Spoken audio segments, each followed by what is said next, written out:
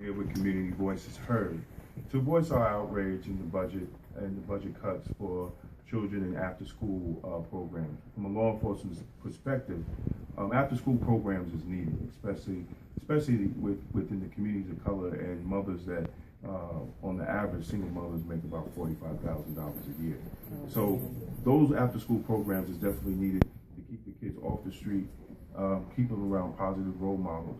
So from a law enforcement perspective, we're supporting Community Voices Heard and their push to reinstate money within the budget for the after-school programs. Thank you.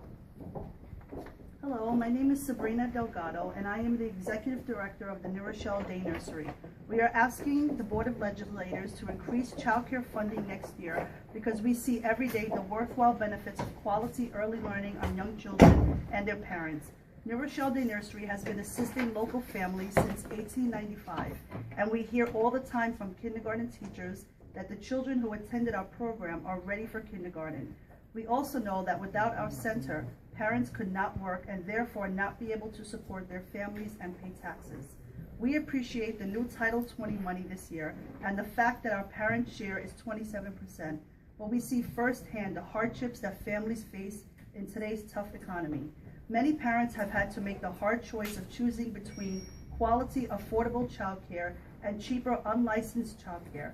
Some parents have had to make the hard choice of taking their children out of our center because they could not afford the parent share fee, which has resulted in our center's enrollment to be under our licensed capacity.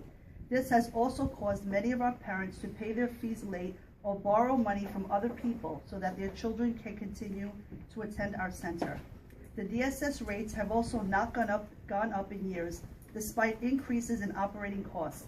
This makes the Rochelle Day Nursery very difficult to run, causing us to make some hard decisions that were unavoidable, such as cutting loyal and dedicated staff salaries and other cutbacks. We have had to operate on a shoestring budget to avoid layoffs since the reimbursement from DSS does not cover our expenses. Thank you for your consideration and for allowing me this opportunity to speak on behalf of our families. Okay. My name is Natalie MacGraw, and I'm a member of the Board of Directors of the Rochelle Day Nursery. I'm also a New York City retired educator and acutely aware of the benefits of an early childhood education.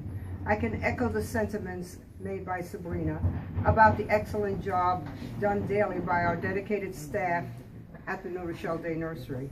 In addition, from what I have read by experts who have researched early childhood development, 71% of the votes of voters nationwide support an investment in early childhood education.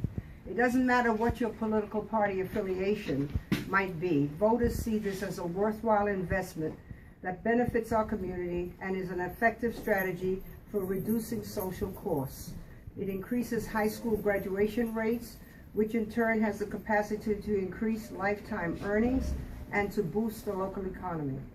We appreciate the current Title 20 monies appropriated this year, but many families continue to struggle and are unable to afford quality early education programs for their children. We strongly urge the Board of Legislators to invest in our children, not only by keeping the Title 20 funding, but to increase it for working families. Reducing the parent share from 27% to 15% would also allow more families to take advantage of the early childhood programs. Thank you for this opportunity to speak, and we are hopeful that our suggestions will be seriously considered. Hello, my name is Jasmine, Della. I'm a resident of Peekskill and a member of CVH. As a mother-to-be with goals and aspirations, affordable child care and after-school programs are pressing issues for me.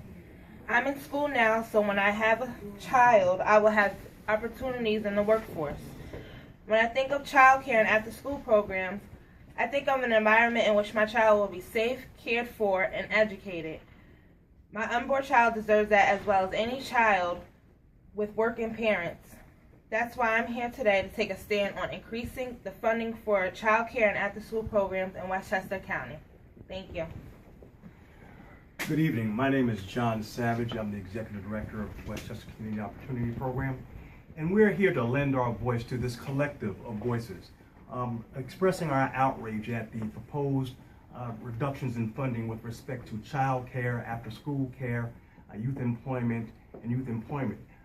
It's untenable to us that working families are placed in the position of having to choose oftentimes between putting food on the table and staying home to make sure that their children are in safe, nurturing, and caring environments.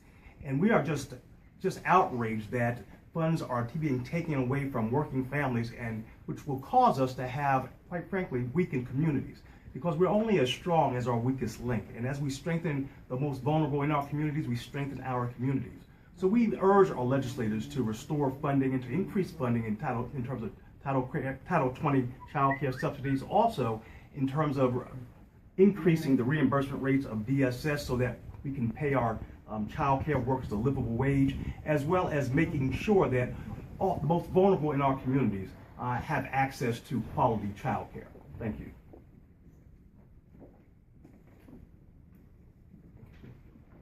That's it. That's it. That's it. That's it.